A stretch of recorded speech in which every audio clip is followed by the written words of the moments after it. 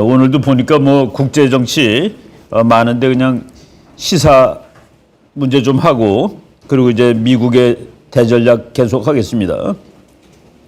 김여정이가 또 한 번 소리를 질렀는데 김여정이가 소리 지르는 거를 우리가 읽고서 우리가 다뤄야 할 상대가 어떤 인간인지 어떤 부류인지를 한번 잘 생각해 봅시다.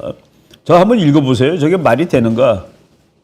지난 22일 남조선 외교부 것들이 우리의 자유권 행사를 도발이라는 표현으로 걸고들며 그것이 지속되고 있는 것만큼 추가적인 독자 제재 조치도 검토하고 있다는 나발을 불어댔다. 미국이 대조선 독자 제재를 운운하기 바쁘게 토 하나 빼놓지 않고 졸졸 따라 외우는 남조선 것들의 역겨운 추태를 보니 갈데없는 미국의 충견이고 졸결하는 것이 더욱 명백해진다. 이것이 국가의 공문서입니다. 국가에서 제일 두 번째로 높다는 사람이 공식으로 발표한 문건이에요. 나는 저 남조선 졸개들이 노는 짓을 볼 때마다 매번 아연해짐을 금할 수 없다.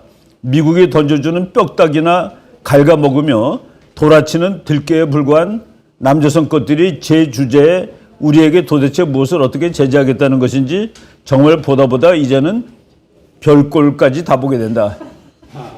이게 그 국가의 공문서로 쓸 수 있는 용어예요. 난 이걸 쓴다는 사실에 그냥 어이가 없다라고 생각을 합니다. 이게 이제 영어로 말하면은 그 디플로매틱 다큐먼트예요. 우리가 그 역사학자들이라든가 정치학자들이 이 다큐먼트를 가지고 공부하는 겁니다. 다큐먼트. 그래가지고 세상을 분석하는 건데 이거가 나중에 다큐먼트가 되지 않겠습니까? 무용지물이나 같은 제재 따위에 상전과 주구가 아직까지도 그렇게 애착을 느낀다면 앞으로 100번이고 1000번이고 실컷 해보라. 이게 그 국가의 공식 다큐먼트는 누구를 비난하는 것이 아니라 자기 입장을 밝히는 겁니다. 근데 이거는 뭐 입장 밝히는 것도 아니고 웃겨요. 제재 따위나 만지작거리며 지금의 위태로운 상황에서 벗어날 수 있다고 잔머리를 굴렸다면 진짜 천치바보들이다. 그러니까 윤 대통령 팀을 천치바보들이라고 한 겁니다.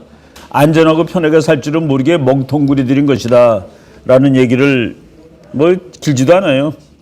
국민들은 그러니까 여기서 이제 주장이 나오는데 남한 국민들은 윤석열 천치바보를 쫓아내라. 왜 앉아서 가만히 있냐? 그 얘기입니다. 국민들은 윤석열 저 천치바보들이 들어앉아 자꾸만 위태로운 상황을 만들어가는 정권을 왜 그대로 보고만 있는지 모를 일이다. 니네들 왜 바보처럼 가만히 앉아있냐는 얘기입니다. 쫓아내라는 얘기죠. 그 다음이 더 재밌어. 그래도 문재인이 앉아 해먹을 때에는 적어도 서울이 우리의 관역은 아니었다. 뻔뻔스럽고 우매한 것들에게 이거 다 읽을 값어치가 없지만은 한번 나중에 그냥 읽어보세요. 자료니까. 이게 전부 다 거짓말이라는 거 그 다음에 즉각 나옵니다. 이게 노동신문에 나왔던 사진이에요. 타격 목표는 명백하다. 주체조선이 미사일로 쏘는데 서울과 워싱턴과 도쿄야. 근데 이게 언제 거냐? 김대중 대통령 때 거예요.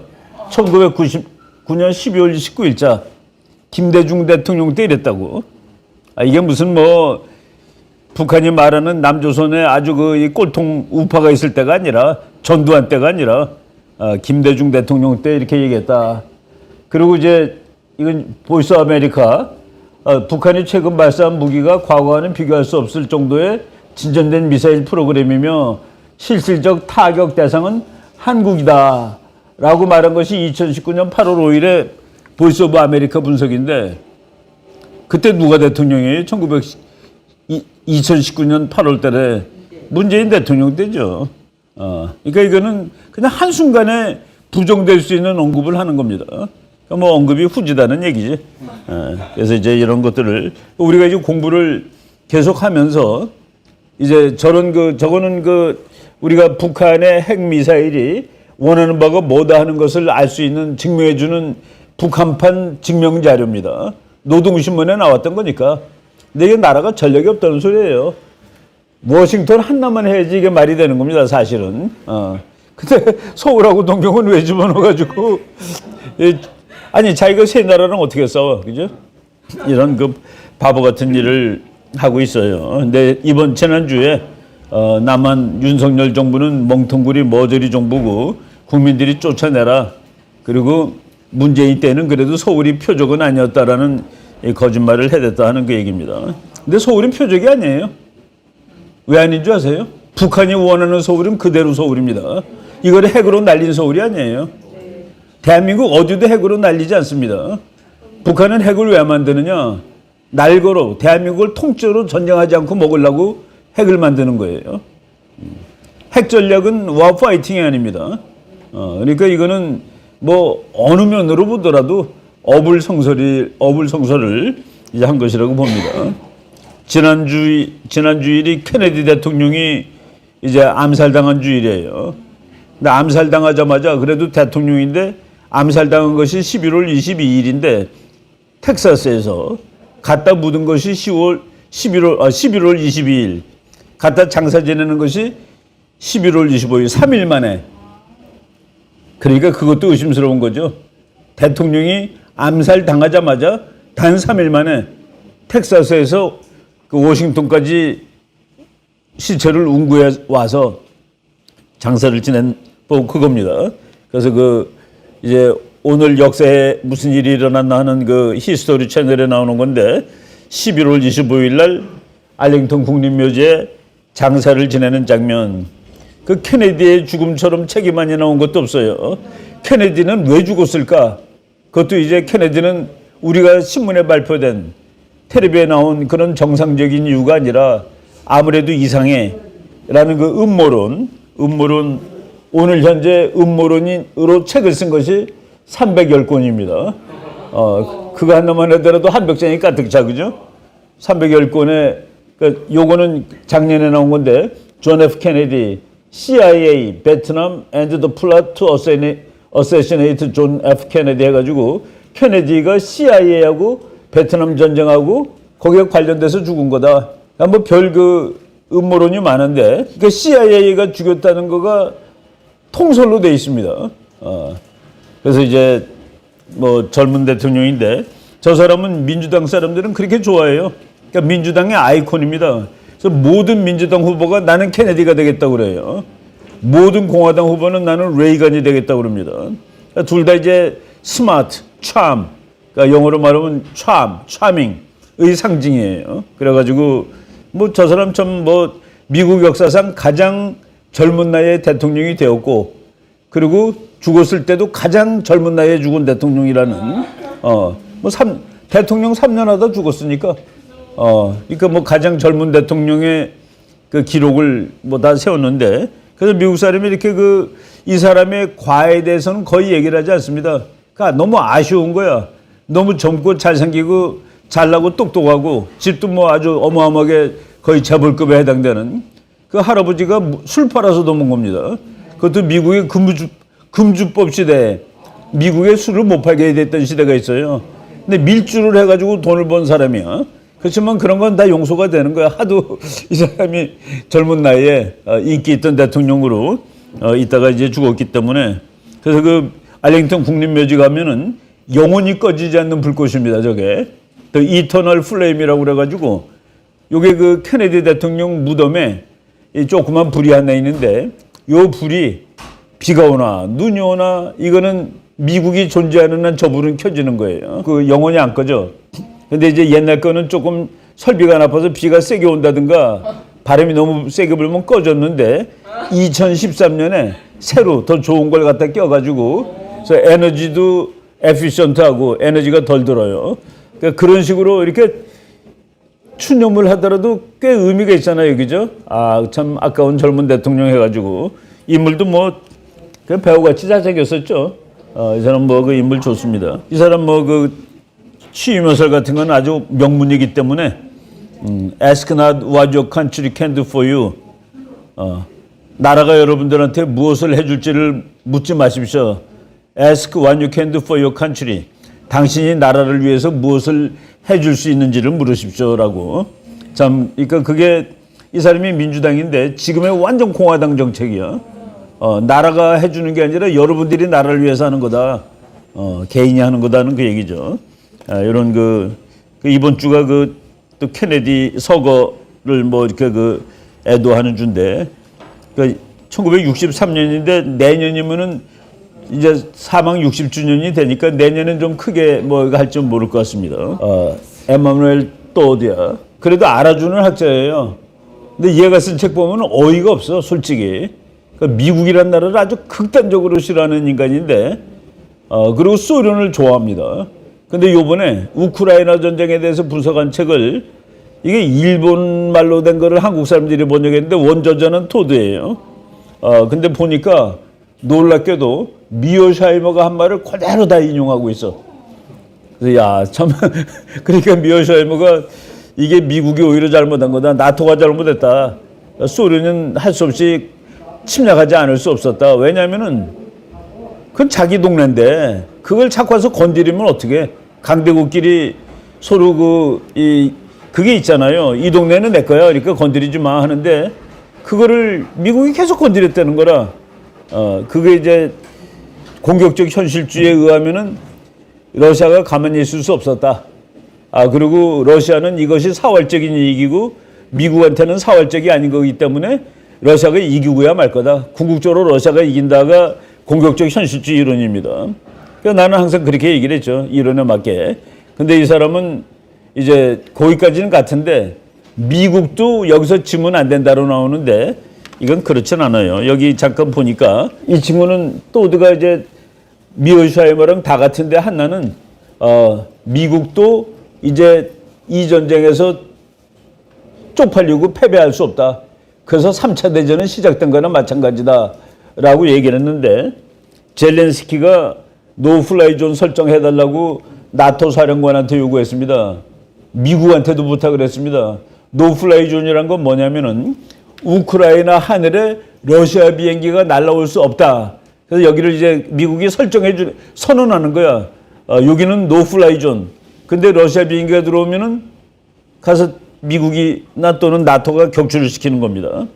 나토 사령관이 뭐라고 그랬냐면은 나토 공군 사령관이 이것은 우리 전쟁이 아닙니다라고 얘기를 했습니다. 이것은 우리의 전쟁이 아닙니다라고 얘기를 했고 그리고 며칠 있다가 젠사키 그 사람 지금은 이제 관두고 나갔죠.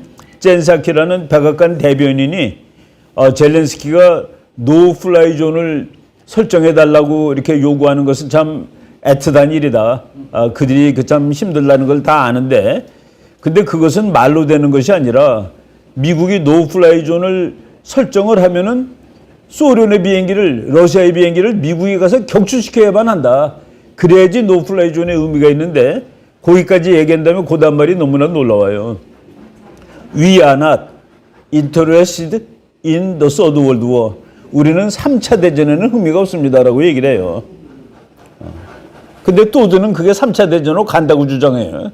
그러니까 역시 또 그냥 엉터리가 되는데 그래도 그 전쟁의 원인에 대해서는 그 미어샤이머식 분석을 해서 내가 그냥 보고서 뭐 필요에 따라 인용을 하는 건지 모르지만은 뭐 어쨌든 놀랐습니다.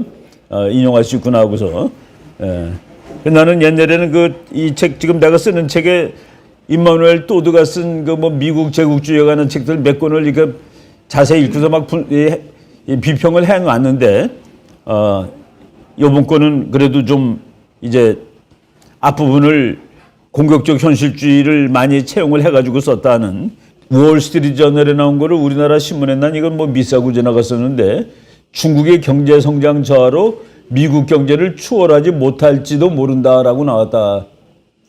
옛날에는 이렇게 나왔어요. 당연히 추월한다. 당연히 추월한다 중국이. 그런데 이제 추월하더라도 그러니까 전체 GDP는 추월하더라도 중국 인구가 미국의 4배쯤 되니까 거의 3배 넘죠. 그러니까 개인적으로는 미국을 따라갈 수가 없다. 뭐 이런 식으로 나왔는데 나는 전체 GDP도 미국을 따라가지 못한다라고 계속 이제 주장을 하던 편이었습니다.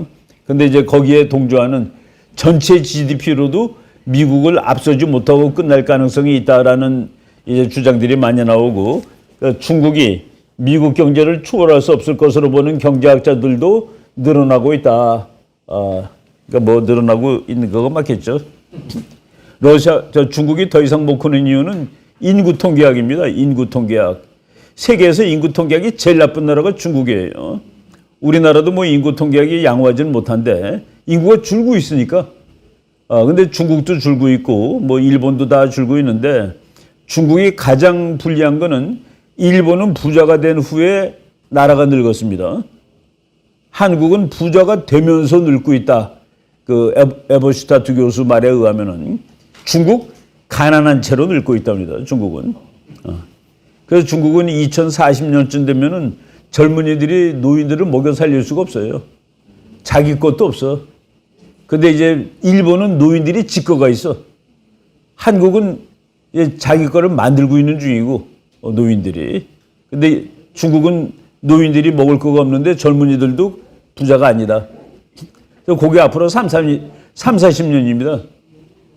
지금 2020년인데 2040년대 가면은 그 인구 이게 이제 폭파가 되고 근데 그 문제는 해결이 안 된답니다.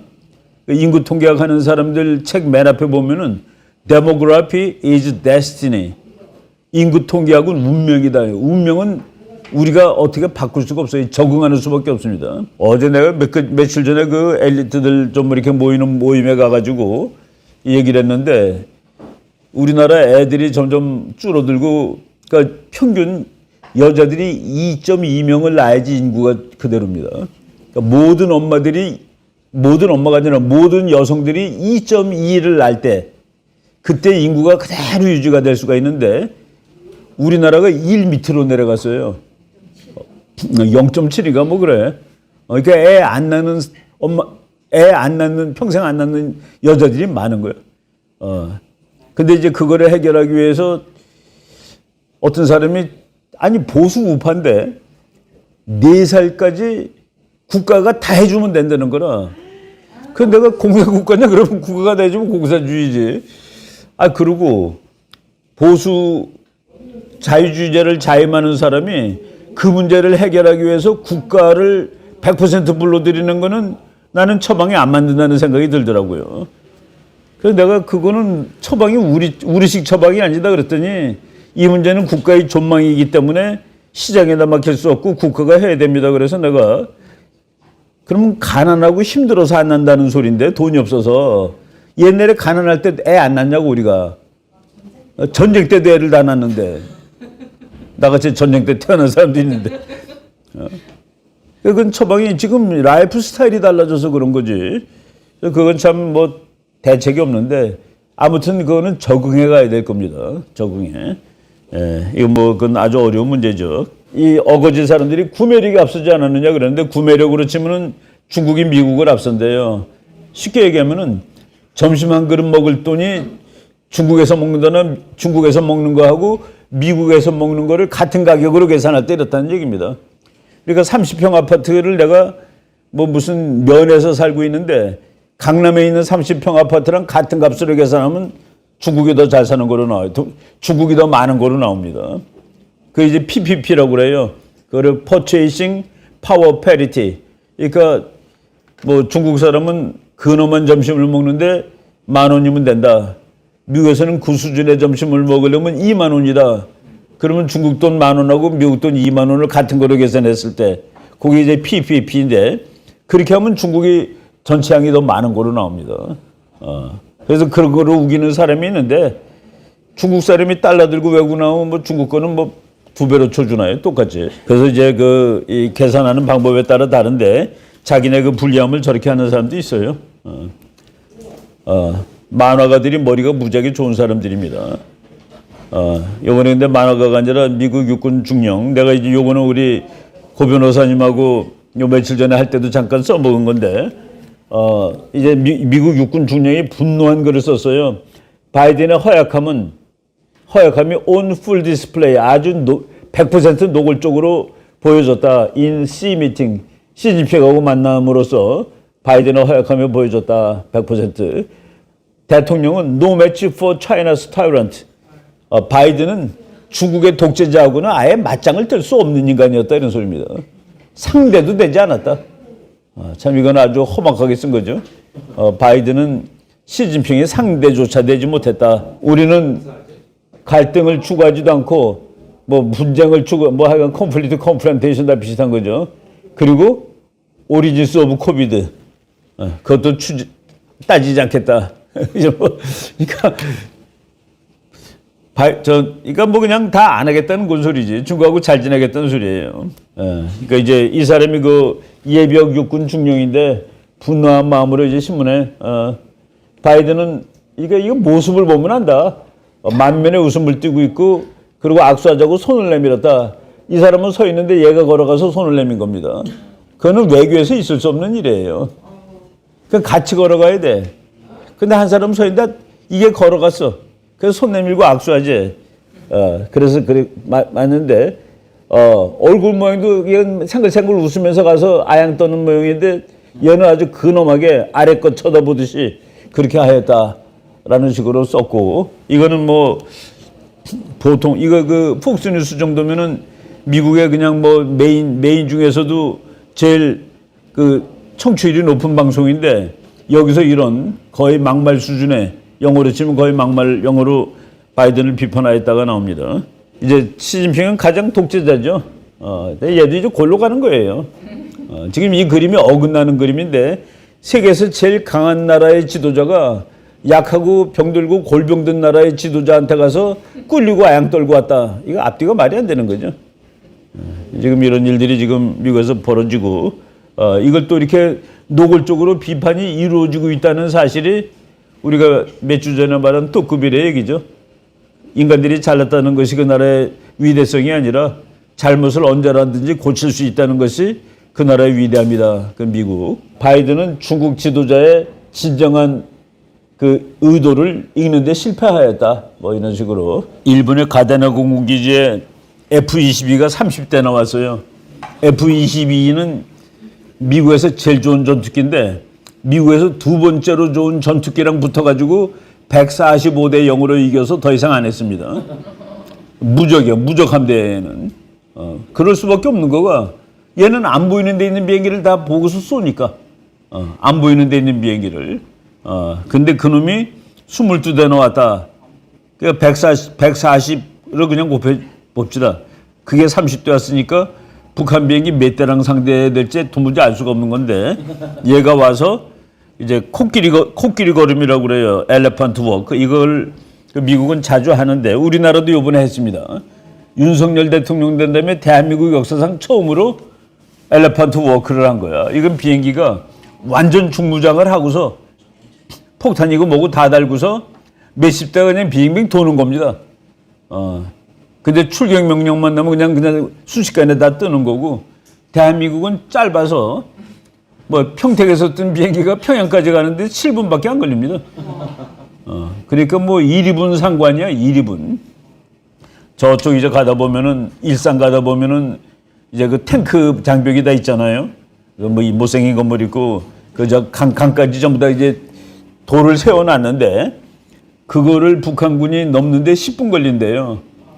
공격이 우세할 때 10분 걸리는데 10분을 막으려고 저런 걸 해놔. 10분이면 부산에 있는 비행기가 서울 옵니다. 전투기들이. 그래서 10분 막으려도 막기 위해서 해놔야지 되는 것이죠. 이거를 했는데 뭐 이 비행기는 뭐 워낙 작전 방향이고 마하 속도고 다 좋은 비행기니까 그걸 떠나서 안 보이니까 왔는지 모르니까 우리가 그 뭐 몽둥이 하나씩 들고 서로 이제 때리게 하는데 한 사람은 눈을 가리고 한 사람은 눈을 뜨고 하면은 눈을 가린 사람이 무슨 재간으로 싸움에서 이기겠습니까? 지금 그런 식의 싸움을 하는 거죠. 이거가 이제 왔다는 그 뉴스.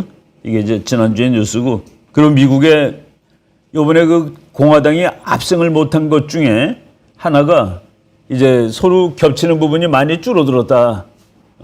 옛날에는 이렇게 겹치는 부분이 있어가지고 야 햄버거 값이 올라서 이건 큰일 났어 해가지고 민주당이나 공화당이나 햄버거 값을 올린 사람을 쫓아냈는데 지금은 그것이 벌어졌고 그리고 한쪽은 야 이게 낙태를 못하게 하는데 저 공화당 것들이 그러니까 쌀값이 오른 것보다는 낙태를 못하는 게 더 화가 나는 사람들이 더 많습니다.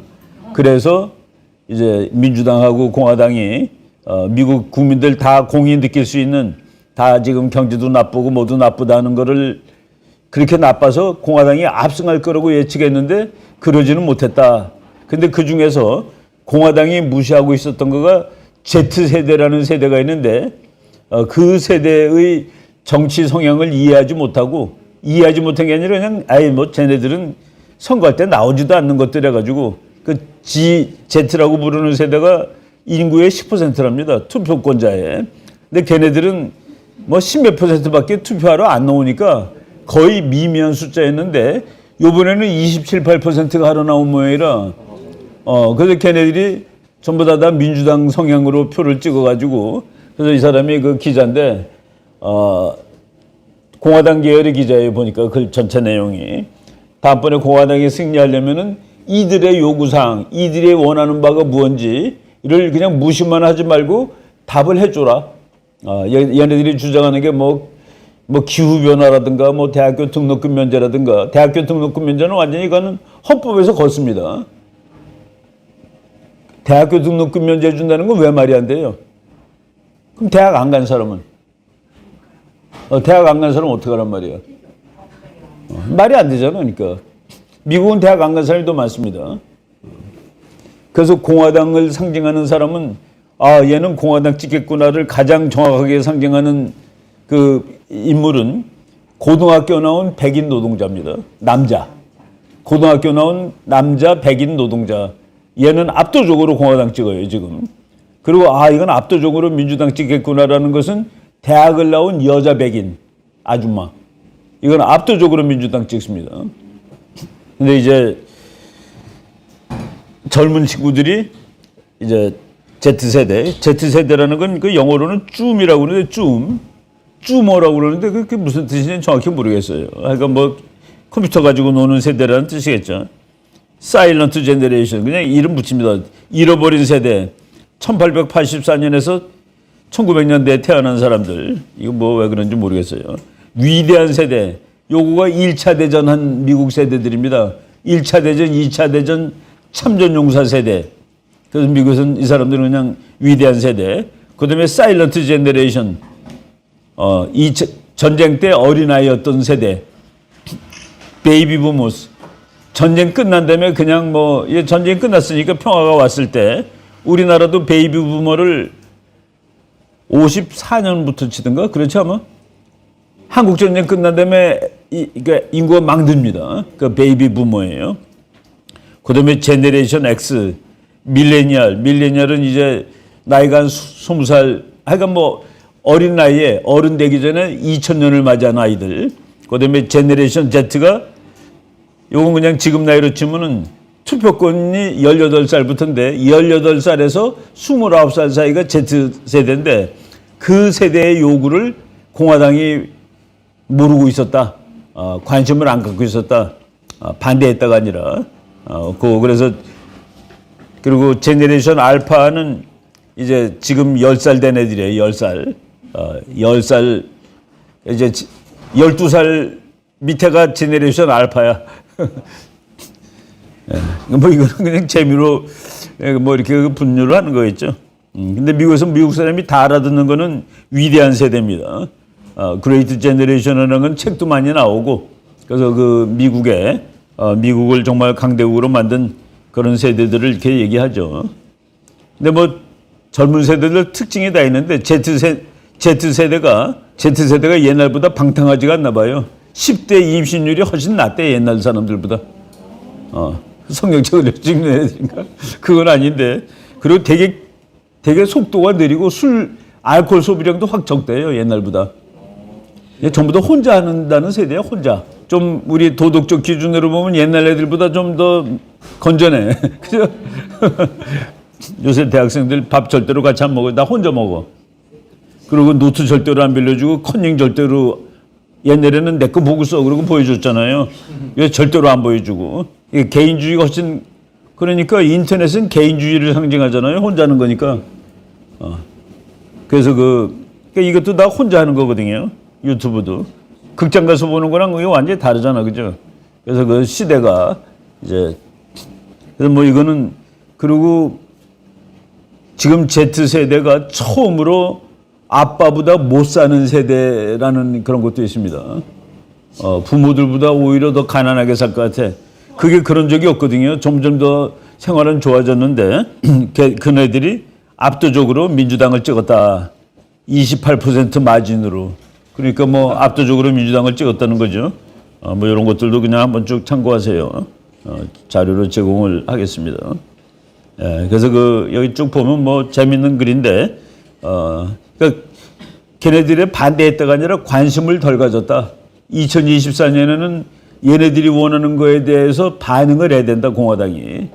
야, 얘네들이 등록금 바이든이 주겠다는 건 다 가짜야. 바이든 돈 없어. 바이든이 주려면 공화당 상원의원이 동의를 해야 되는데 그게 말이 되겠니? 뭐 이런 식으로 설득을 하면은 현실을 이해하게 되는데, 그렇지 못했다죠. 이 사람 내가 아주 좋아하는 미국 앵커 우먼인데 로라 잉그램이라는 사람입니다. 아주 뭐 말도 잘하고 그래요. Voters are unhappy with Democrats, but still elected them. 이거죠. 별로 마음에는 안 들었는데 그래도 얘네들 찍었다. 왜냐하면은 그 이슈에 대해서 더 진한 이슈가 있었던 겁니다. 빵값이 올랐다보다는 저것들이 낙태 수술을 못하게 한 데가 더 진한 이슈였다. 그래서 거기에 대해서 반대하는 사람들은 쌀값 오른 거, 빵값 오른 것보다도 그거에 가서 투표를 했기 때문에 트럼프가 졌다라고 우리나라 모든 신문에 나왔어요. 우리 고 변호사님하고 제가 해서 다 그 기성 언론들이 너무 공부 안 하고 막 발표한다고 그랬는데 트럼프가 지지를 하는 후보가 86%가 당선됐습니다. 엄청나게 승률 높은 거죠.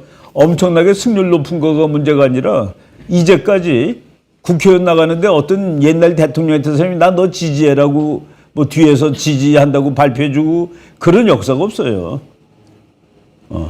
그런데 지금 200 몇십 명 중에서 86% 확률로 냈다는 거는 트럼프의 아이들이 국회를 점령하고 있다는 소리나 마찬가지입니다. 적어도 공화당은 트럼프의 아이들이 점령한 그런 상황이 된 것이죠. 이 자료도 보면은 상원의원에서 24명을 지지했는데 17명이 당선되었다. 17명의 상원의원은 이제 트럼프를 위해서 뛴다는 그 얘기입니다. 보통 얘기가 아니죠. 그 미국 하원에서는 158명을 밀었는데 147명이 당선되었다. 이게 트럼프 공화당의 소리입니다. 주지사 20명 중에서 9명이 당선되었고, 그리고 뭐 쭉 해가지고, 그래서 전체로 봤을 때 지지한 사람의 86%가 당선되었다. 공화당 후보로 뛴 사람이 약 500명 되는데, 이번에. 그 중에서 트럼프가 지지한 사람이 248명이니까 한 반 정도를 트럼프가 나 너 지지해 했는데, 그 500명 전체 평균을 내보면은 52%가 지난번 선거에서 당선자는 바이든이 아니라 트럼프다라고 믿는 사람들입니다. 근데 부정 때문에 안 됐다. 근데 여기 200 몇 명은 한 7, 80% 넘지 않겠습니까? 이런 사람들이 지금 이제 선출직에 나갔다는 그게 중요한 거죠. 뭐 이 사람은 뭐 지지를 하는 사람은 열렬하게 합니다. 뭐 지금 대모 열렬하게 하는 사람들 보세요. 이게 그 NTD라고 뉴탕 다이너스티 TV라고 있는데 중국 사람들이라는 미국 방송입니다. 근데 그 사람들은 반중공이에요. 친대만, 반중공, 친자유주의. 그리고 이 사람들이 지지하는 단체가 파룬공이야, 파룬공. 법륜공이라는데 그 파룬공이 1억이 넘습니다. 1억이 용돈 내줘가지고 이거 방송을 하는 거예요. 그 우리 천만 서명운동에 아주 끝내주는 효시가 이겁니다. 이 모델이. 이거 파룬공이, 이거는 사실은 정치단체가 아닌데, 영어로는 슬로우 댄서입니다. 천천히 춤추는 사람들이야. 근데 슬로우 댄서가 모이면 무서워하는 거가 세계에서 제일 막강한 국가의 정당입니다. 얼마나 역설이에요, 그죠? 그러니까 미국 책에 그렇게 나와. 이 늙고 착하게 생긴 슬로우 댄서들이 모여 춤추는 것을 보고 덜덜 떠는 세계에서 가장 강한 정당. 시진핑. 이게 역설이지. CCP가 겉으로는 엄청나게 세는데 사람만 모이면 덜덜 떠는. 근데 이 슬로우 댄서가 1000명 모여서 춤춥니다. 북경 아침에 새벽에 가보면은. 그리고 들지 않는 칼 들고 나와서 칼춤도 추고. 근데 그걸 보고 무서워하는 거야. 그래서 이제 이 사람들이 미국 가가지고 뭐 미국을 이제 그 이포크 타임스라는 신문을 만들었고, 그리고 거기에 방송으로 뉴탕 다이너스티, 이포크 타임스는 우리말로도 나오죠. 대기원 15 해가지고 이포크를 번역하면 대기원이지. 그래서 이제 이런 팀들이 이 신문의 내용이 괜찮습니다. 중국 공부하는 사람들은 이 내용은 물론 이제 중국에 대해서 비판적이지만은 일단 팩트가 나오니까 아주 그 중국에 대해서 공부할 때는 꼭 봐야 되는 요 사람도 그냥 뭐 내가 잘 보는 이렇게 그 뭐 유튜브를 하는데 신문 기자면서 그 이포크 타임스 하는 유튜브를 합니다. 근데 86%를 이겼다. 요 사람도 그 파룬궁 하는 사람이에요. 전 세계적으로 많은데 이거 오하이오 사람인데 자기는 그거 하면서 너무 몸도 건강해지고 머리도 맑아졌다라고 그렇게 이제 자기 경험담을 얘기하는 사람입니다. 그 기운동인데 그 기. 여기도 이렇게 보면은 저쪽 그 광화문 우리 그 데모하는데 청계천 광장 같은 데 보면은 앉아가지고 운동하는 사람들이 있어요. 요가하는 것처럼 하고 앉아있는 이런 사람들 뭐 그 한문으로는 법륜이야, 법륜. 근데 이제 그 중국말로 파룬이라고 있죠. 요 뭐 그냥 팩트 매터스라는 요 프로그램을 일주일에 2번씩 하는데 재밌는 게 많으니까 한번 그 참조해서 보시면 좋습니다. 트럼프는 이렇게 얘기했어요. 지금 바로 요 프로에 나온 겁니다. 다시 대통령으로 당선되면 우리는 중국으로부터의 의존을 완전히 제거하는 전면적인 캠페인을 전개할 것입니다. 그러니까 중국은 미국 경제에서 이제 없어져. 이게 중국제 다 없어지고 너네들은 이제 가 집에 농사져 다시. 트럼프 뭐 물론 바이든도 뭐 자기도 중국하고 싸운다고 그러는데 못 싸우는 측면이 많죠. 요 스팅레이라는 거가 요게 그 이제 기술이 좋아져가지고 국가들이 개인을 사찰하는 겁니다. 얼굴을 다 봐 여기서. 이거는 이제 미국 시민들을 향해서 민주당 정부가 이 짓을 한다라고 했는데 뭐 미국이 한국 시민을 향해서 할 수도 있고 중국 시민을 향해서도 할 수 있고 정보력은 국력입니다. 아는 것이 힘이다. 요새 아는 거는 정보죠. 정보는 국력이다. 정보가 있는 나라는 돈도 잘 벌고 전쟁도 이긴다. 바로. 이거가 지금 얘기가 아니라 손자가 2400년 전에 저걸 알고 나를 알면 100번 싸워도 위태롭지 않다. 뭐 지금 정보 2000년짜리 진실이지. 그죠? 둘 다 이름이 마이크인 친구가 이번에 둘 다 책을 썼어. 마이크 펜스가 책을 한 권 썼고 마이크 폼페오도 책을 한 권 썼는데 마이크 펜스 책은 So Help Me God. 하나님이여 나를 도와주소서라고 쓴 거죠. 그래서 이 사람은 참 그 신앙은 좋은 사람이에요. 작년 1월 6일 날 그 배반했다는 거가 도무지 뭐 참 이해가 안 가는 일인데 나는 그 유튜브로 이 사람은 직접 이 사람 책을 한 프로그램에서 소개한 적이 있었습니다. 마이크 폼페오 Never Give an Inch. 그러니까 뭐 1인치도 주지 말라 그런 소리가 아니라 빈틈을 주지 말라. 빈틈을 주지 말라 그런 뜻인데 이 사람이 육사 1등 하버드 대학원 1등 졸업한 사람입니다. 이 사람 대통령 될 것 같아요. 이태리 계열이죠. 저 사람이 퉁퉁했는데 일부러 그 관리를 하느라고 살을 뺀 것 같아요. 옛날 신문에 나온 것들 이런 것들이 다 역사에 남기 때문에 이건 뭐 우린 옛날부터 알고 있었는데 신문에 이거 전두환 전 대통령의 당선을 55만 재미동포를 대표해 진심으로 축하한다. 지금은 300만으로 300만이에요. 조국을 안정시키고 지속적으로 발전시켜 해외 교포로서 긍지를 갖도록 해줬으면 한다. 모든 국민이 새로운 지도자 밑에서 새로운 마음으로 승공통일의 기반을 닦을 수 있도록 정부를 신뢰하고 협조해야 할 것이다. 승공통일이야. 공산주의의 승리에서 통일을 이루자. 참. 근데 이 사람이 세상이 그래서 그 말을 쓸 때는 미래를 생각하고 쓸 필요가 있을 것 같아요. 그죠? 승공통일해야 되고 전두환 장군 밑에 잘 뭉쳐야 되고 이런 얘기 함부로 하면 안 돼.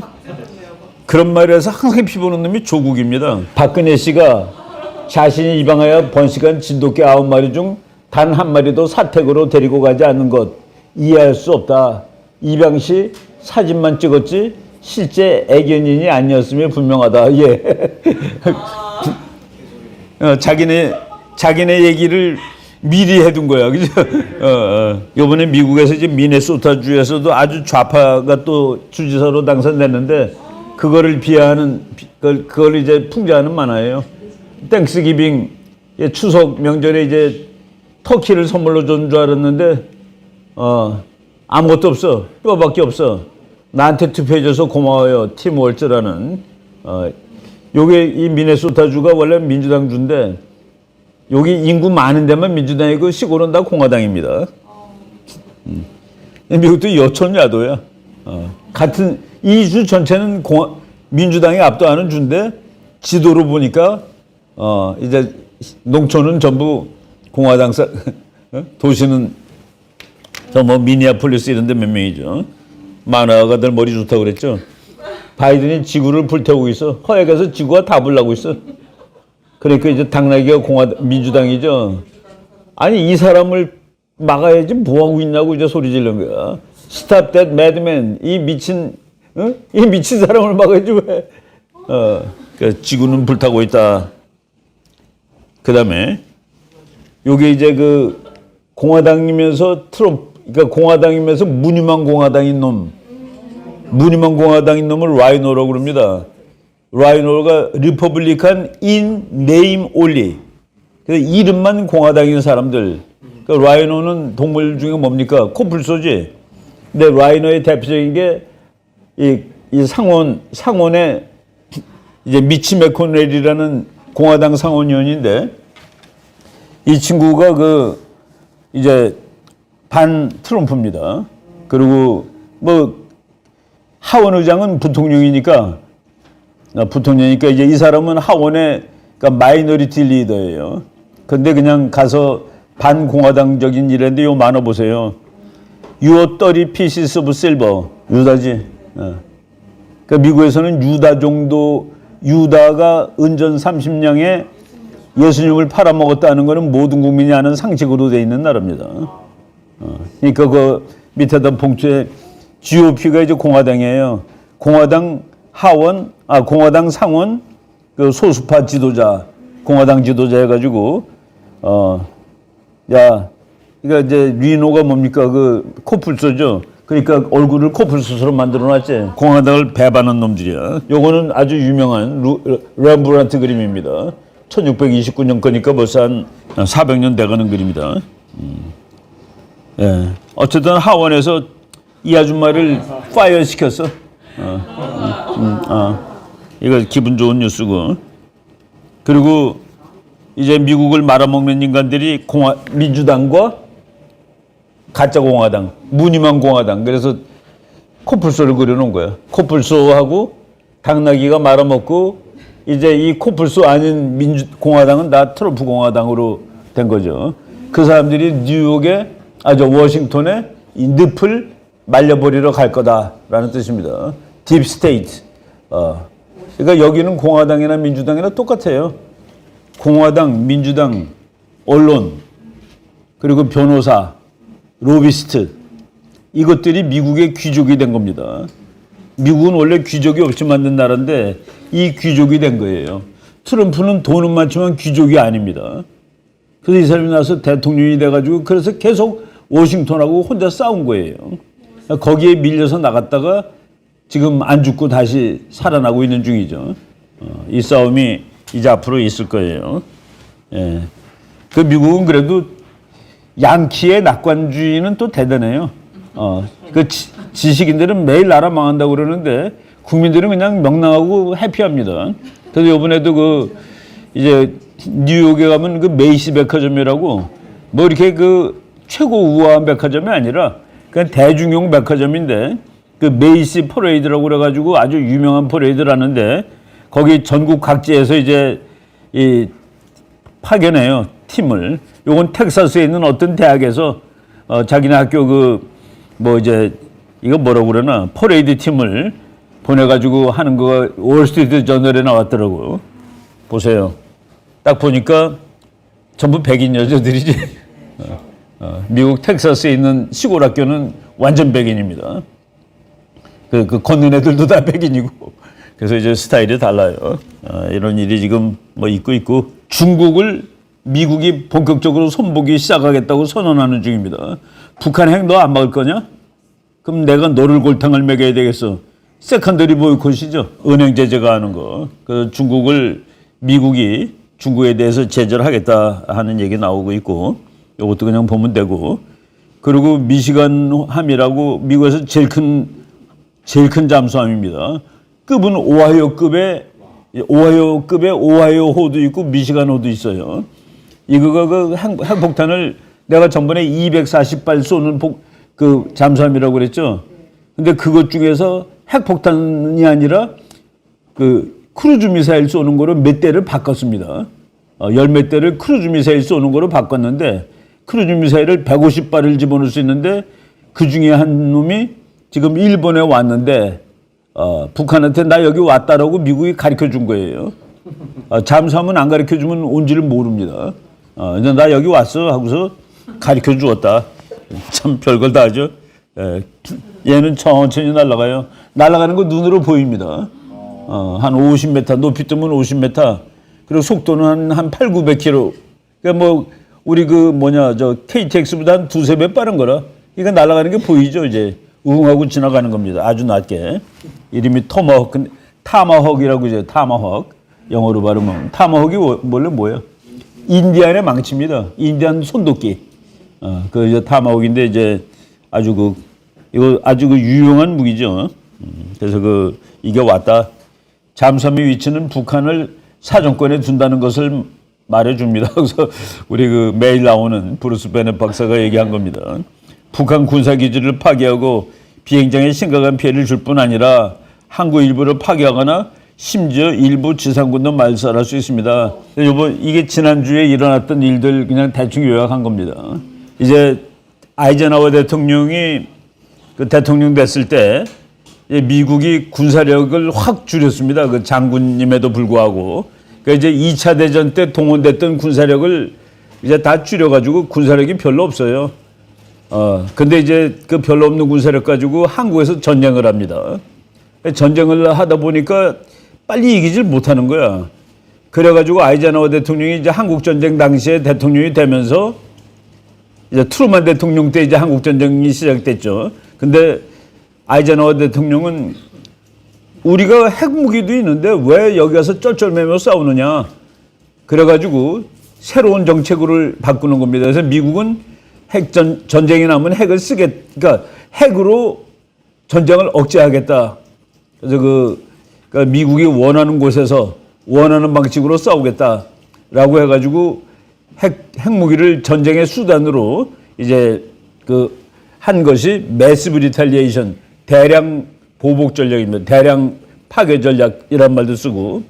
근데 그거가 그런 전략이 나온 다음에 처음으로 내든 것이 게릴라입니다. 게릴라. 월남에. 월남의 게릴라를 무슨 수로 핵폭탄 가지고 싸우겠습니까?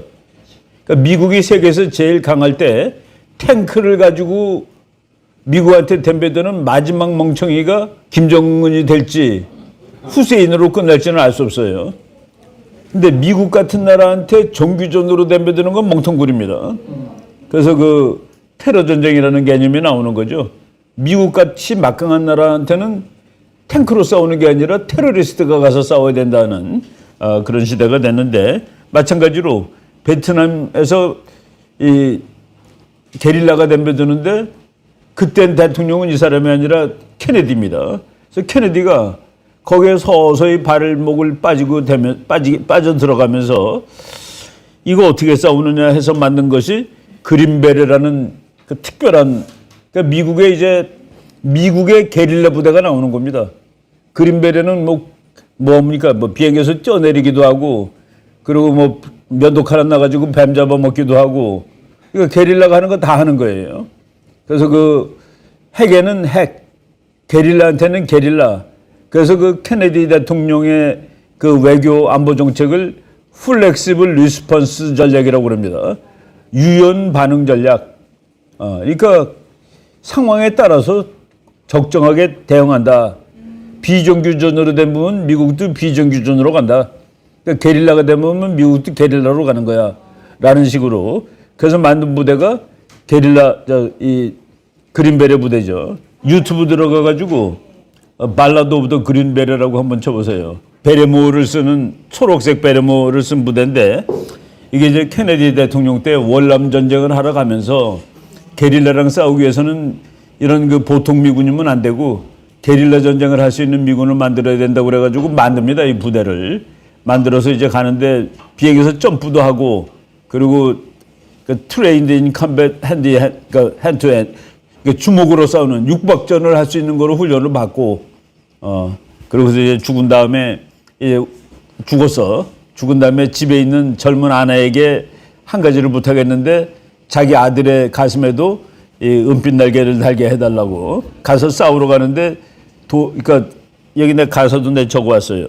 요거는 뭐냐면은 요 사진은 그 케네디 대통령이 만들었다고 그래서 케네디 대통령의 묘지 앞에 가서 그린베레들이 묘지 앞에서 그 케네디 죽은 날을 추념하는 그러니까 자기 부대를 만든 대통령이니까 그래서 이제 이게 그러니까 2011년 11월 22일이니까 죽은 날이 그날 가가지고 했던 그 장면입니다.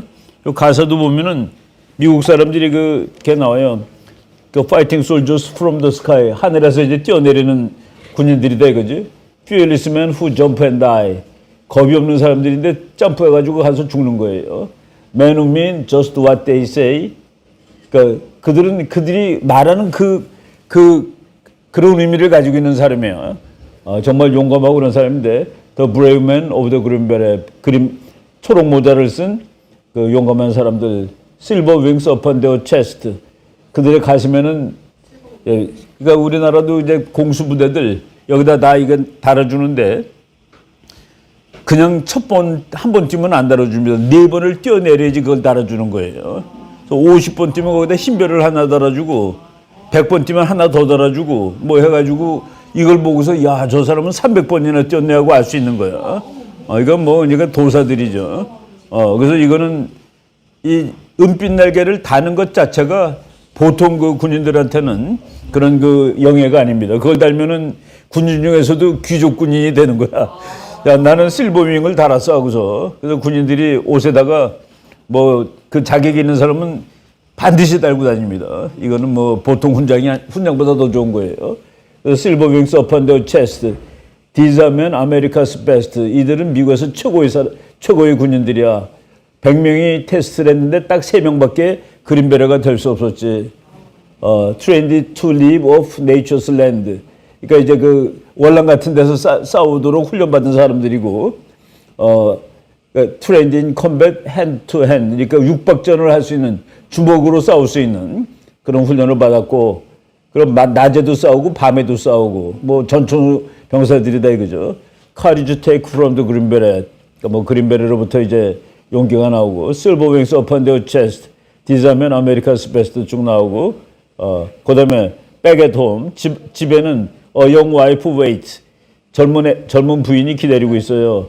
Her green beret has met his fate. 그런데 그녀의 그린베레는 met his fate가 이제 운명을 만났다죠. 이거 죽었다는 뜻입니다. He has died for those oppressed. 이거 봐요. 압박당하는 사람들을 위해 싸우다 죽었다. 그 이제 미국식 그게 나오는 겁니다. 미국식 국제정치, 미국식 외교정책이 leaving her his last request. 부인한테 마지막 부탁을 했어요. 그 마지막 부탁이 put silver wings on my son's chest. 아들의 어깨에도 이걸 달게 해달라는 거. Make him one of America's best. 미국의 또 최고로 만들어달라. 그는 또 이제 어느 날 이제 he will be a man. They will test one day. Have him win the green beret. 그도 어느 날 그린베레가 되기 위해서 한번 테스트를 할 텐데 그 그린베레가 되도록 해달라는. 이게 그 그린베레라는 존 웨인이 나오는 영화가 있었습니다. 우리 중학교 때 그냥 저 단체로 가서 다 학교에서 중간 시험 보면 가고 그러는 거 있지. 가서 본 영화에 나오는데, 그러니까 지금 그때는 뭐 가사 모르고 그냥 뭐 들었는데 지금 가사를 들어보니까 진짜 미국적인 거예요. 미국 외교 정책이야 이게 바로 미국의 군사 전략이고 그죠. 그래서 그 플렉시블 리스판스 그리고 아들, 뭐 죽음, 집에서 기다리는 아내, 그 죽었는데 those who oppressed, 압제를 당하는 사람을 위해서 자유를 위해서 죽었다는 그런 얘기들. 이 가사에도 그런 거 낍니다. 그래서 이제 그 케네디 대통령은 뭐 3년 만에 죽었으니까 그 다음에 이제 닉슨 대통령으로 넘어가는데 이 사람은 외교 정책에서는 천재예요. 그리고 이 사람을 천재로 만든 것은 키신저입니다. 그래서 키신저가 살아있을 때 만들어 놓은 세계가 지금 조금 좀 이 나쁜 영향을 미쳐가지고 지금 미국과 중국의 패권 시대가 된 거예요. 패권 경영 시대.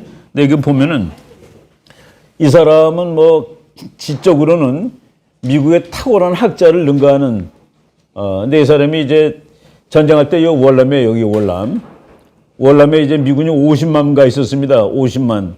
여기 미군이 50만가 있으니까 중공군이 전부 밑에 내려와 있는 거예요. 여기. 왜? 바로 밑에 미군이 50만이나 와 있으니까. 그런데 세월이 지나다 보니까 공산국가끼리 서로 싸운다는 거를 미국이 알게 된 거예요. 중공하고 소련은 하나가 아니다. 저거를 잘라놔야 되겠다. 저걸 잘라놓고 서로 으르렁거리게 만들어야 되겠다. 그래서 여기 월남에서 이제 군대를 빼는 겁니다. 월남에서 군대를 빼는 거는 여기 있는 중공군을 만주로 올라가게 만든 거예요. 이렇게 얘네들이. 그래서 여기 미군을 빼주니까 중공군 55개 사단이 만주로 올라갔습니다. 왜? 밑에 있는 미군이 나가니까. 여기 55개 사단이 중공군이 가니까 이쪽에 나토를 위협하던 소련군 44개 사단이 일로 왔어요. 그 소련하고 중국의 국경선에 100개 사단이 있었습니다. 한때. 그러니까 여기서 나토가 소련한테 밀렸는데 여기서 미군을 빼주니까 여기 있는 중공군이 올라가서 소련군이 일로 오니까 여기서 미군을 뺐는데 여기가 균형이 회복이 되는 거야. 참 황당한 그 기계. 월남에서 미군을 뺐는데 나토가 저절로 균형이 회복이 되더라. 그러니까 EEJ도 되고. 그런데 그때 이 안건을 낸 사람이 키신저 박사입니다. 키신저 박사는 헤제모닉 파워 이거는 별로다 이거야. 한 나라가 세계를 대표하는 거는 정통성이 없어. 왜? 그 나라만 좋지 나머지들은 별로 다 불만이기 때문에. 그래서 웬만한 강대국들이 동의하는 체제를 레지티메이트, 정당성을 가진 체제라고 보는데 이 사람은 정당성을 가진 체제를 강대국이 한 5개쯤 됐을 때가 제일 좋다라고 보는 겁니다. 세계를 배분해서 균형을 해가면서 밸런스 오브 파워 시스템, 레지티메이트 오더. 근데 레지티메이트 오더라는 것은 우리가 말하는 도덕적 정당성이 아닙니다. 강대국들이 전부 이 정도면 난 만족해. 그걸 레지티메이트로 보는 거예요. 그런데 그때 닉슨 때 세계 강대국이 미국 1, 소련 2, 두 개의 양극인데 보니까 소련하고 중국의 사이가 나빠. 요걸 갈라놓으면 3극이 돼. 근데 나토가 점점 유럽이 독립을 해가면서 4개가 되는 거야. 그래서 4개면은 짝소려서 어울리지가 않아. 그래서 5개를 만들어야 된다가 당시 키신저 박사의 아이디어인데 키신저가 여기서 군대를 뺍시다. 여기서 군대를 빼는 거는 야 월남 중요하지니까 내가 나가는 거야 라고 말하면 안 되고 아시아인의 방위는 아시아인의 손으로 하라고 멋있게 얘기를 하는 거야. 그래서 여기서 빼. 그러니까 중공군은 아이고 내 골치 아픈 소련 놈하고 싸우지 못했는데 미군이 여기 50만이 죽죽 있어서 올라가서 붙었어. 그래서 여기서 와서 여기 회복. 나토 1, 러시아 2, 미국 3, 뭐 순서는 관계없어요. 중국 4. 하나를 더 길러줘야 되는데 보니까 일본이 괜찮을 것 같아. 그래서 여기는 해군도 같이 빼줍니다. 그러고서 일본이 그때 미국 해군이 빠져나가니까 일본이 뭐라고 얘기를 했냐면은 일본 해군은 오키나와 남쪽 1000km까지 지킬 권리가 있다라고 얘기하는 겁니다. 그래서 키신저가 5극을 만드는 거예요. 그러니까 미국과 소련 플러스 소련과 싸우는 중국을 이제 소련하고 완전히 떼어놓고 그리고 이제 나토를 독립을 시키고 일본을 끄집어내는 겁니다. 그래서 5강 체제로 만든 것이 이제 키신저가 한 거예요. 그러니까 키신저의 자기 국제정치 이론대로 세상을 만들어 나간 겁니다. 그래서 중국을 길러주면서 소련을 때려잡는 것이 냉전이 끝나는 이야기예요. 근데 그때 미국 사람들은 중국이 자본주의 국가로 크기 때문에 저것이 더 커도 미국하고 적대국이 되지는 않을 거다라고 생각한 것이 오늘날 착각으로 판명이 된 겁니다. 그놈도 때려잡아야 되겠다. 그래서 지금 이제 5국 체제는 뭐 아니죠, 사실은. 그럼에도 불구하고 이런 구상으로 만들어 놓고, 그래서 한국에 있는 미군도 일부가 나가는 겁니다. 닉슨 독트린으로 나가는데 한국에 있는 건 하나도 안 빼면 안 되니까 한국에 있는 7사단이 그때 나가죠. 2사단만 남아있고. 키신저 박사가 99세인데 키신저의 출세작이 Nuclear Weapons and Foreign Policy라는 책입니다.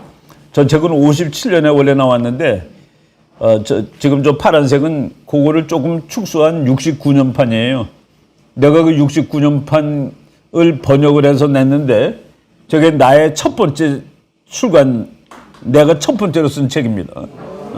쓴 책이 아니라 첫 번째로 간행한 핵무기외교 정책. 저거 우리나라 사람들이 저거 잘 모르는데 이게 키신저가 57년에 이 책을 썼고 57년에 부통령으로 있던 닉슨 대통령이 딱 보고 아하, 이 사람이 천재구만. 그리고 이 사람이 내가 생각하는 거랑 같아. 내가 대통령이 되면 이 사람은 나의 국가안보 수석이야. 그러니까 10년 전에 찍고 67년에 지가 대통령에 68년에 당선된 다음에 이 키시저를 만나서 나의 국가안보 수석이 돼달라고 부탁을 하는 겁니다. 그러니까 닉슨 같은 사람은 학자들의 책을 읽어보고 이 사람이 내 사람이라고 찍는 거죠. 지금 이제 키신저 박사가 5강 체제가 제일 아름다운 체제다라는 것을 밝혀낸 책입니다. A World Restored, 회복된 세계 해가지고 메테르니, 캐슬리, And the Problems of Peace 1812년부터 22년까지 이때 이제 나폴레옹 전쟁이 일어난 때예요. 나폴레옹이 1815년에 워털루에서 져가지고 전쟁이 끝났는데 그 몇십 년 전쟁이 끝난 유럽의 질서를 회복하는 과정, 거기서 캐슬리는 영국 수상이고 메테르니는 오스트리아 사람인데 그 두 사람이 어떻게 평화를 만들어 갔느냐, 거기서 보니까 국제체제에 합의를 이뤘다. 레지티머시. 그 레지티머시는 정당성이 아니라 다섯 강대국들이 다 그래 나는 이 정도면 만족해가 정당성, 레지티머시예요. 그리고 그걸 하기 위해서 5개 정도의 힘이 비슷한 강대국. 거기서 이제 이 키신저 박사가 하버드 대학 1등으로 졸업했습니다. 여기 1등으로 졸업하고 석사 박사를 같은 곳에서 하고 그리고 같은 곳에서 교수를 한 거의 최초야. 근데 이 사람이 이 5개의 강대국이 모여서 레지티머시 앤드 밸런스 오브 파워. 레지티머시는 도덕적인 정당성이 아니라 그 강대국이 그래 네가 그래도 5 중에서는 1등인데 뭐 해봐. 네가 하는 거 그 정도까지 인정할 수 있어. 그 범위가 레지티머시입니다. 그러니까 이 사람은 완전히 국제정치에서는 강대국 위주의 그런 사고방식을 가진 사람이죠. 박사학위 논문 54년에 박사가 됐어요. 50년에 하버드 대학 1등으로 졸업하고 4년 만에 박사 받았으니까 뭐 대단한 거지. 근데 저는 그 천재가 뭐 좋든 나쁘든 간에 이 시대에 국제 정치를 엄청나게 영향을 미쳤던 사람입니다. 한때는 그래도 젊었죠. 지금 뭐 근데 지금도 99세인데도 금년에도 책을 한 권 썼어요. 그 리더스라고 그래가지고 자기가 만난 그 세계적인 지도자에 관련된 그 뭐 서평입니다. 뭐 불러주면 누가 받았었는지 모르지만은 아무튼 그 정도로 할 수 있는. 그 다음에 닉슨이 또 쫓겨났지. 닉슨도. 케네디는 죽었고 닉슨은 쫓겨난 다음에 이제 카터라는 사람이 됐는데 나는 카터 같은 사람이 한 번 더 나오면은 그때를 대비해서 우리나라는 핵폭탄 만들 실력을 갖추고 있어야 된다고 봅니다. 이 사람이 주한미군 철군 정책은 아주 심플해요. 독재자를 지원할 수가 없다요. 미국이 독재 국가를 지원하면 안 된답니다. 그래서 그럼 박정희는 독재자라고 치면은 그러면 김일성이는 김일성이는 뭔데? 근데 그게 참 뭐 막무가내죠. 이건 뭐 나중에 우리가 그 자세히 그 설명해 드리겠습니다만은 그래서 그때 근데 저 사람이 대통령 할 때는 미국이 아주 우울해. 이 사람이 대통령하는 그 4년밖에 안 했습니다.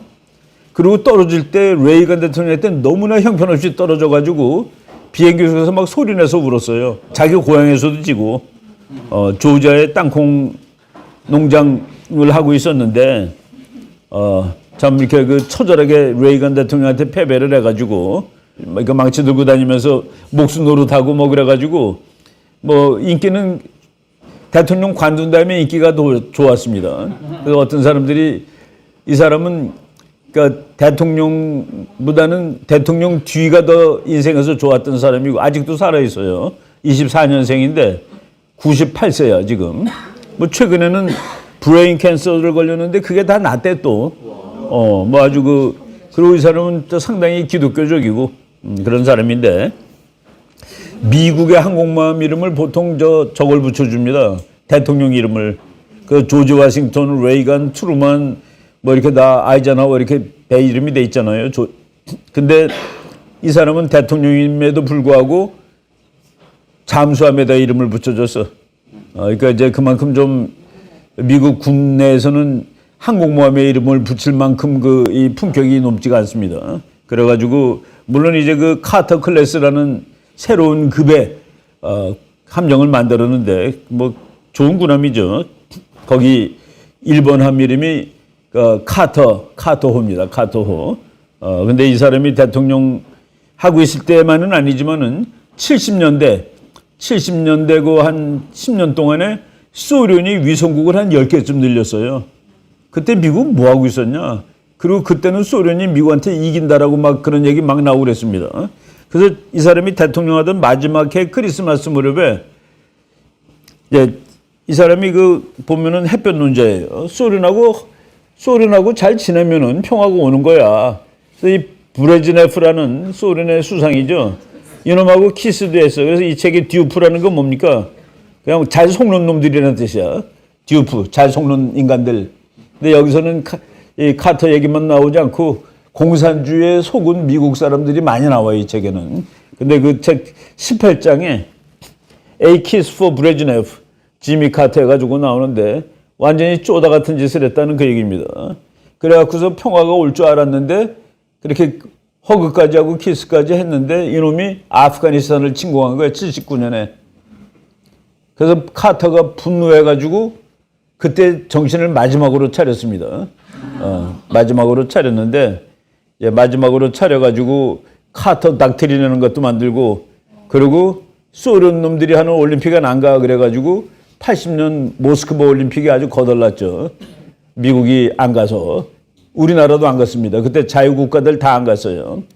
그 다음에 84년은 LA 올림픽입니다. LA 올림픽 할 때는 소련이 화가 나서 안 갔어. 그래서 88 올림픽이 그렇게 또 의미가 있는 겁니다. 서울에서 분단 국가에서 88 올림픽을 하는데 12년 만에 공산진영, 자유진영이 다 모였다. 그래서 서울 올림픽이 그 정치적인 의미로도 상당히 그러고서 88 올림픽하고 2년 만에 공산 국가들이 완전 다 붕괴돼 버리는 거죠. 소련도 붕괴가 되고. 그래서 그런 의미가 있는데 이 사람이 이 소련이 79년 크리스마스 때 이 아프가니스탄을 침공한 데 대해서 분노해가지고 1월 달에 외교 교서에서 이렇게 얘기합니다. 우리 입장을 분명하게 하겠습니다. 페르시아만에서 통제력을 컨트롤을 확보하려는 어떤 외부 세력의 개입도 미국의 사활적인 이익에 대한 공격으로 간주될 것이며 그와 같은 공격은 군사력을 포함한 필요한 모든 수단을 동원해서 격퇴할 것입니다. 지금 미국이 중동에 개입하는 것은 이 사람이 이때 선언한 카터 독트린의 겁니다. 중공의 소유를 어느 한 세력이 장악하고자 할 때 그것은 미국 국가에게 심대한 위협이며 미국은 군사력을 포함한 모든 수단을 동원해서 거부할 것이다. 그래서 부시 대통령도 거기에 의해서 중동에 전쟁하러 가고 아버지 부시도 그러고 하고 오바마 트럼프 전부 그 논리에 의해서 중동 가서 전쟁을 하는 겁니다. 이게 바로 아프가니스탄은 이제 중동을 거점을 확보하기 위한 소련의 공격이니까 그 공격이 있고서 한 달도 안 돼서 한 연두 교소에서 이 카터 독트린을 발표하고 이 사람은 마지막으로 중동의 석유, 그러니까 석유죠. 그걸 확보하기 위해서 미국은 군사력으로 개입한다. 그래서 야 부시 그럼 전쟁광이야. 카터한테 물어봐. 카터가 그렇게 하라고 그런 걸 나는 할 뿐이야. 라고 나중에 공화당 대통령들이 전부 이제 행동할 수 있는 근거를 마련해 준 대통령이죠. 그래서 카터 닥트린이라는 거, 이 사람 뭐 해군사관학교 출신입니다. 그래서 미국 해군사관학교 가보면은 카터가 그래도 자기 학교 출신의 대통령이니까 뭐 아주 좋은 선배로 모시고 있어요. 이 사람의 그 대통령 기념관이 저쪽 아틀란타에 있는데 거기 갔더니 김일성하고 이렇게 껴안고 있는 사진이 큰 게 있어. 박정희의 피자도 없습니다. 박정희의 피자도 없어요. 그러니까 박정희에 대해서 원한을 가지고 있는 거예요. 박정희한테 모욕당하고 바보가 되고 대통령에도 떨어지고 그렇다고 생각합니다. 그래서 거기 내가 아틀란타 가보고서 2014년인가 그래요. 야, 그래도 자기를 아무리 쪽팔리게 한 대통령이라도 박정희 대통령에 대한 그 아무런 기록이 없다는 건 좀 놀랍다라는 생각을 했습니다. 그 다음에 레이건 대통령이 이제 4년 만에, 그러니까 80년에, 그러니까 80년 선거에 이겨가지고 카터는 4년 만에 대통령 관두고 레이건 대통령이 나와가지고, 이제 소련을 날려버리는 거죠. 소련을 악의 제국이라고 얘기해가지고 이블린표라고 해서 뭐 핵전쟁 난다고 그러고 또 많은 미국의 그 잘났다는 사람들이 저 멍청한 영감이 3차 대전 일으켜가지고 지구가 다 끝나게 생겼다고 뭐 소리 지르고. 그때 뭐 나는 그때 이 사람 임기 동안 미국 유학을 했기 때문에 81년 이 사람이 1월 20일 날 대통령 됐는데 나는 그해 9월에 유학 가가지고 이 사람이 이제 89년 1월 20일 날 대통령 임기 마쳤는데 나는 88년 8월 달에 공부 끝나고 왔기 때문에 그러니까 꼭 요 기간 동안 있었습니다. 그래서 매일 저녁마다 이 사람을 봐가지고 그러니까 제일 느낌이 익숙한 거죠. 뭐 우린 국제정치 공부하니까 뉴스를 매일 봤는데 그때만 하더라도 뭐 저장했다 볼 방법이 없으니까 그날 봐야 되니까 그래서 그 레이건 대통령한테 대해서 이제 좀 이렇게 그 기분이 익숙합니다. 전두환보다는 내가 뭐 몇십 배 많이 봤지. 전두환은 뭐 볼 방법이 있나 그때 그 뭐 미국에서 한국 신문 못 보니까 그때만 하다. 지금은 뭐 관계 없는 일이지만요. 이제 하여간 소련을 날린 아직은 난 이 사람에 대해서 그 우호적입니다. 뭐 고바초프라는 그래도 괜찮은 사람을 만나가지고 그렇죠. 고바초프하고 일이 되겠다라는 거를 우리 밥 먹을 때 한번 기도합시다라고 했는데 고바초프가 눈을 감고 아멘을 하더래요.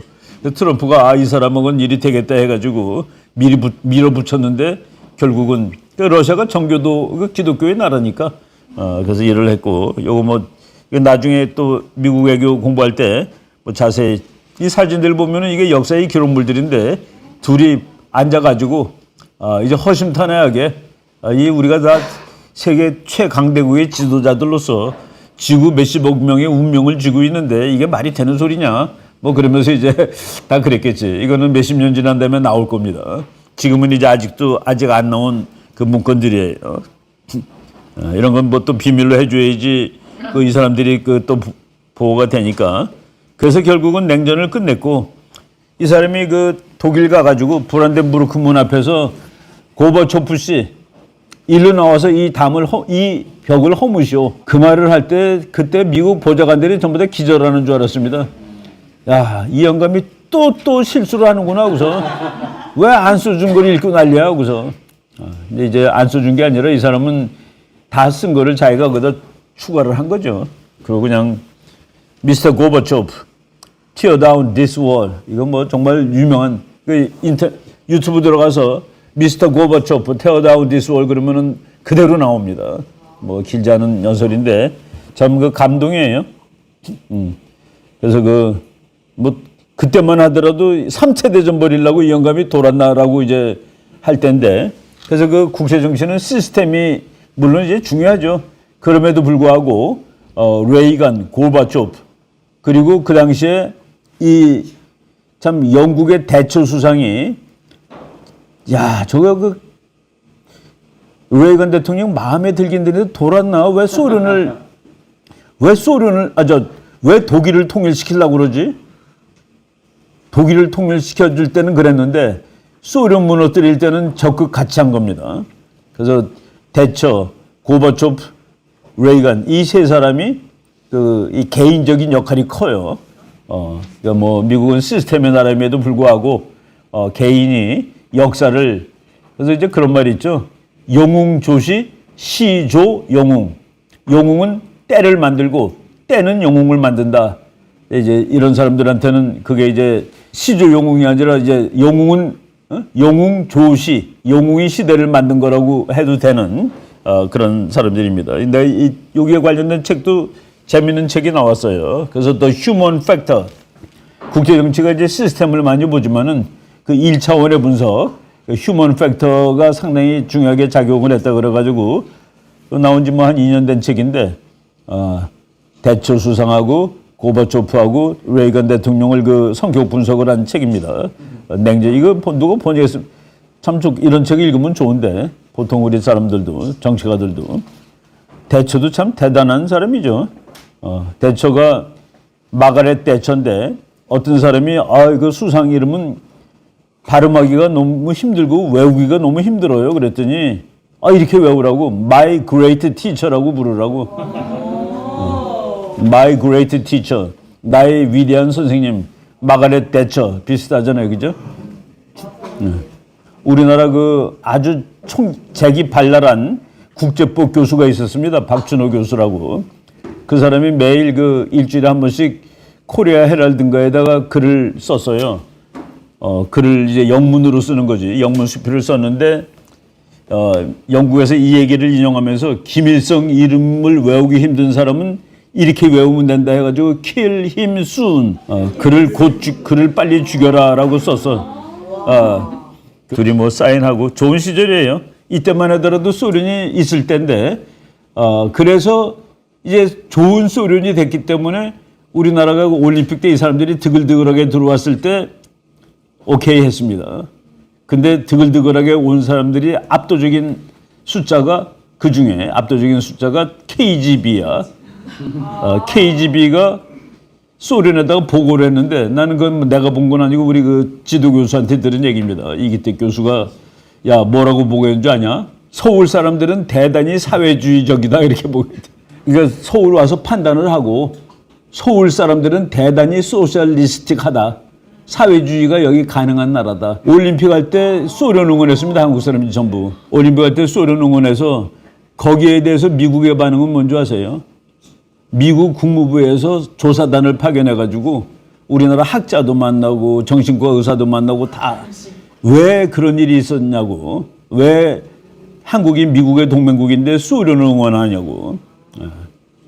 난 그 만났던 그 정신병 의사가 정신과 의사도 만난 거예요. 미국 사람들이. 정신적으로 이상하잖아요. 그죠? 그래서 그 정신과 의사가 뭐 어떻게 설명해 줬다는 건 또 나중에 설명해 드리겠습니다. 이것도 내가 다 한번 보여드린 사진 같아요. 고바초프가 와서 레이건 장례식에. 근데 지금은 셋이 다 죽었더라고. 고바초프는 금년에 죽었죠. 얼마 전에. 마가렛 대처 수상도 참 이렇게 시대가 간 겁니다. 그죠? 뭐 역사가 흘러가는 거지. 소련하고 미국이 역사상 처음으로 미사일을 왕창 다 없앤 적이 있어요. 그러니까 소련의 그 S-20하고 미국의 그 퍼싱하고 그래갖고 그걸 다 녹여가지고 그 녹인 거로 이렇게 악마를 만들어가지고 이 악마를 찔러 죽이는 이게 유엔 앞에 가면 이 동상이 있습니다. 이 평화의 동상이죠. 그래서 그러니까 이것도 역사의 현장이지. 미사일을 서로 다 부시고 근데 트럼프 대통령이 여기서 탈퇴했습니다. 이 미사일 이제 앞으로 만들어요. 이게 뭐냐면 2,000km 날아가는 미사일인데 중국이 그동안 혼자 만든 거야. 미국하고 소련이 안 만드는 동안에. 중국은 만들어도 위법은 아니죠. 여기 조약에 사인을 안 했으니까. 그래서 트럼프 대통령이 2018년에 INF, Intermediate Nuclear Force, 중거리 미사일 제조 금지 조약 거기에서 탈퇴를 해가지고 만드는데 그거를 일본이나 한국에다 갖다 놓으면 중국은 아주 골치 아프죠. 2,000km 날아가는 거니까. 그래서 그런 내가 요번에 어디 무슨 신문에 우리나라가 핵을 만들기보다는 그걸 갖다 놓자라고 얘기를 한 바 있었습니다. 그리고 레이건 대통령이 이제 다 정지 작업을 끝내고 소련을 완전히 이제 역사 속으로 날려버린 대통령은 아버지 부시 때 공식으로 소련이 지구상에서 없어집니다. 지구상에서 없어지는 날이 1990년 12월 25일이야. 그것도. 그러니까 그 소련, 그 빨간 깃발이 내려가고 지금 소련 깃발이 올라가는 겁니다. 왜 크리스마스 날 그거 했는지 모르겠는데. 그래서 지금은 소련은 공산국가가 아니에요. 공산국가가 아니고, 물론 그렇다고 뭐 자유주의 자본주의는 아니지만은 마피아 자본주의 같은 그런 자본주의 국가입니다. 그래서 그 부시 1세대 부시 대통령이 이 사람이 됐을 때 보니까 적이 없어. 근데 이 사람은 그래도 워리어예요.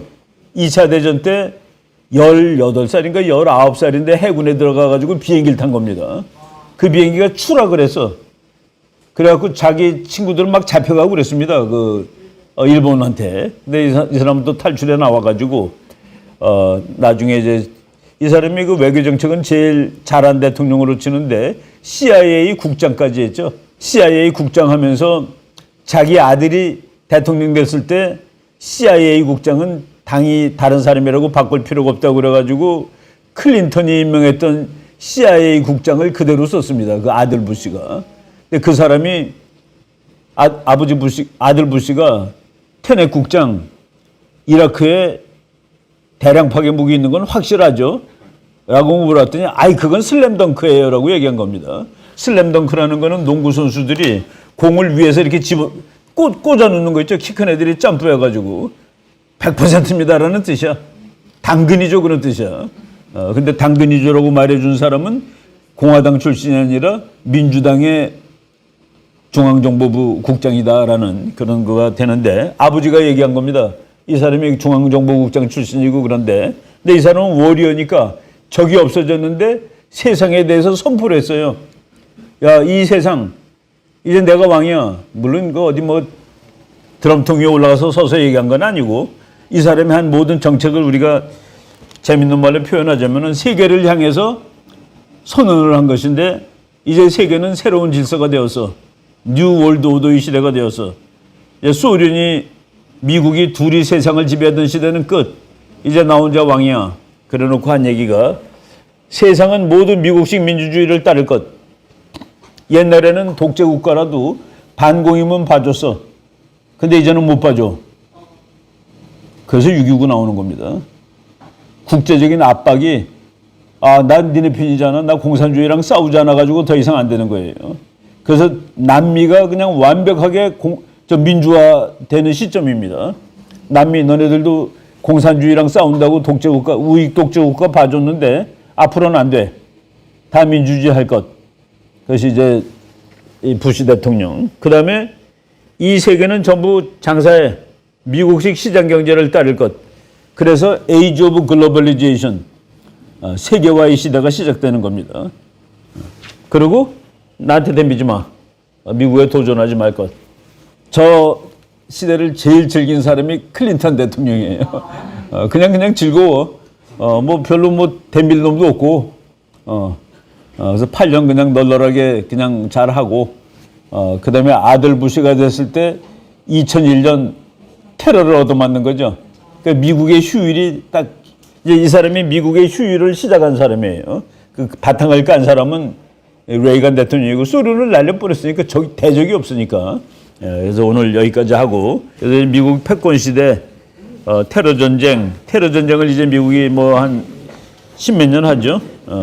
그 다음에 이제 미중 패권 전쟁으로 바뀌는 그 석유 얘기도 잠깐 하겠습니다. 미국이 이 세상에서 말이죠.